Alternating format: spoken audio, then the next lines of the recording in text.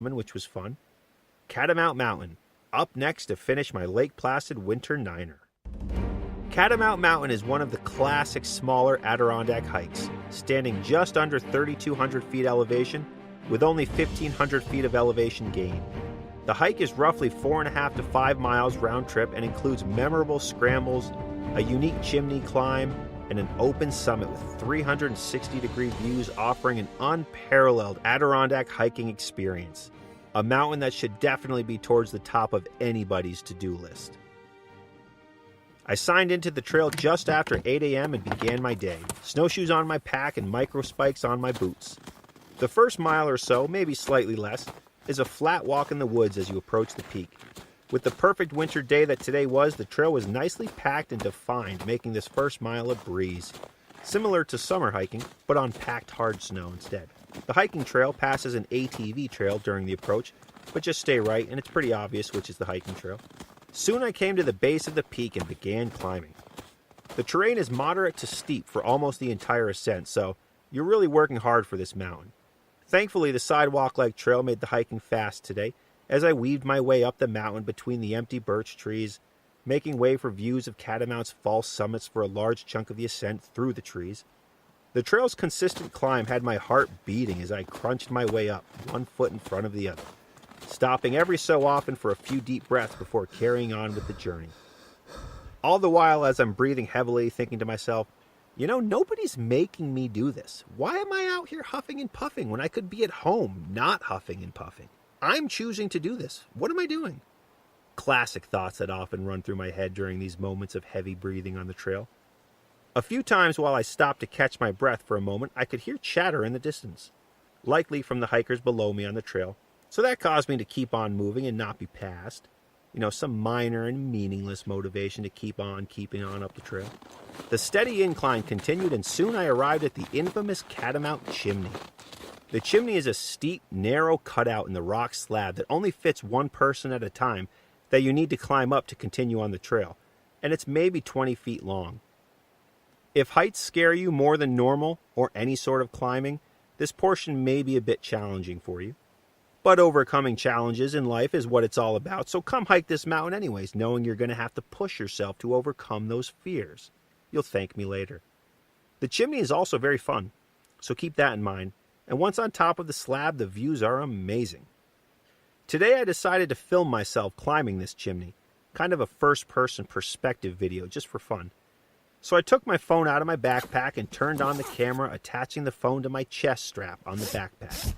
Nothing holding it there other than the pressure from the strap against my body. Then I started climbing the chimney. Today, thanks to the conditions and the snow, the climbing was actually easier today than it is in the summer because of the added snow, packing down the stones in the chimney, bringing you up higher as you climb, which made it easier to hold onto the rocks while you're climbing. On a different winter day, if this is covered in ice, it's even more dangerous and practically unclimbable sometimes without crampons, so keep that in mind. But today it was as perfect as it could be. So up I went, through the chimney like Santa Claus towards the top. The phone remained intact, making what I hoped was a fun little video. Then I was at the top. I stood up and turned around to take in the views, and then it happened. Down goes the phone, out of my chest strap, as it tumbled onto the ground and flipped and flopped its way down the entire chimney, back to the bottom. And even worse, it went down part of the side of the trail. Just as I had looked victorious on top of the chimney, reality chopped me down a peg or two. So I had to climb back down the chimney, grab my phone, and then climb back up it a second time. Classic. Serves me right. So down I went, grabbed the phone, and climbed back up. This time I had left my pack at the top, so it was a little easier, but thankfully nobody saw it happen at the moment. How embarrassing, right? At least I can't hear the laughter at my expense from all of you listening to this podcast as you laugh at me, not with me. So I got back up the chimney and took in the clear, sunny mountain views. Shortly after this point, I found myself on top of the false summit, with the true summit towering ahead. A lot of times people stop at the false summit, as it's a huge, open, rocky area with great views, just as good as anything to sit and take it all in on. But today I was heading to the top. When driving up to Catamount, you'll also see the shape of the peak, so the fall summit shouldn't come as a big surprise when you're looking at it from the road, but it usually is to people. Once on the fall summit, I made my way back towards the woods, following a cairn or two to get there, and once over the ledge I went left and followed the trail markers back in the woods towards Catamount. This section of the trail had me in the woods, much thicker woods, before coming out onto various slab scrambles. From here on out, the trail gets a bit tricky to follow. There's one place in particular that could really use one more trail marker, maybe two, because I've missed a turn twice on this mountain and I feel a couple more trail markers would make a drastic difference. But once coming out of the trees onto the rock slabs, I went left due to seeing tracks there, my first mistake. And then I ended up climbing up the slab, which was definitely not the right way to go. So after a few minutes of looking around and auditioning trails for a minute, I turned back to where I remembered seeing my last trail marker and I was going to start over. And it turns out I had to go straight and slightly to the right where I went left, and then I would have seen the other trail marker behind a tree. So once I did this, I remembered having the same issue over the summer when I hiked this peak, right around this area too. So now I was on the right path, and from this point out I was above the trees and following the cairns and trail markers up the slabs, making a nice long and zigzag type scramble to the top, the open rocky summit top. There was a couple moments where the snow was a bit deeper, but only for stretches of 10 feet or so, thanks to the wind blowing it around, so there was really no need to put the snowshoes on today. Again, it was a perfect winter day, and I know many of you had hellish winter days on this mountain, but it wasn't today. I continued making my way to the summit, and then I was there, greeted by another hiker named Brant that I had exchanged messages with online and knew he was hiking this peak today as well. I arrived at the summit around 9:40 a.m., just under 90 minutes after signing in, and I took in the 360-degree summit views, overlooking so many mountains, Whiteface, Esther, Moose, Mackenzie, and so many more for Lake Placid Winter 9'er number 9 of 9. Winter LP9'er challenge complete.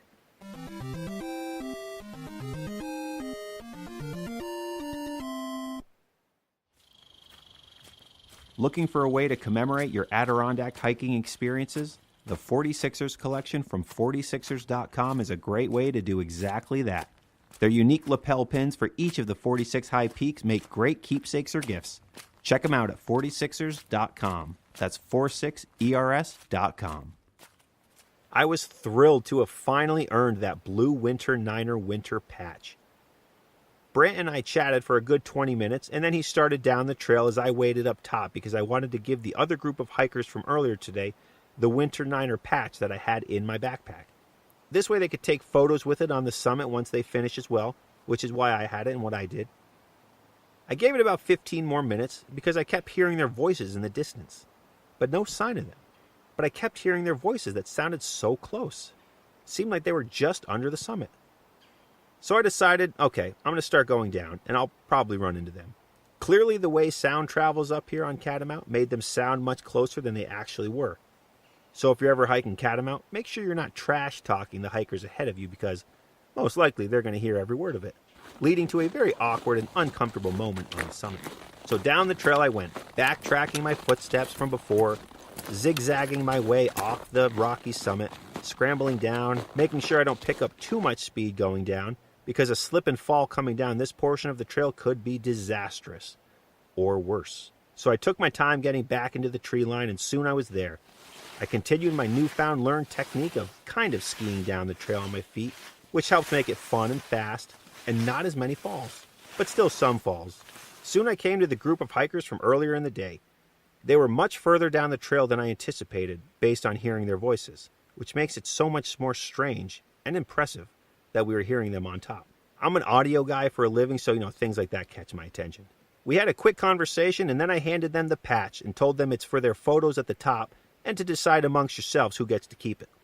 A simple gesture that seemed to have an overwhelmingly positive reaction by all four of them. It was truly a very nice human moment. So we all took a photo together, and then we went our separate ways. They went to the summit, and I continued skiing down the mountain. And soon I was back at the chimney, to now go through it for the 4th time today. After this moment, I passed a younger couple, probably late 20s, early 30s, and their dog, who asked me how the chimney was today, and I wasn't sure how it would go with their dog, But later on, I reconnected with this couple on the Adirondack Backcountry Facebook group. Shout out to everyone in that Facebook group.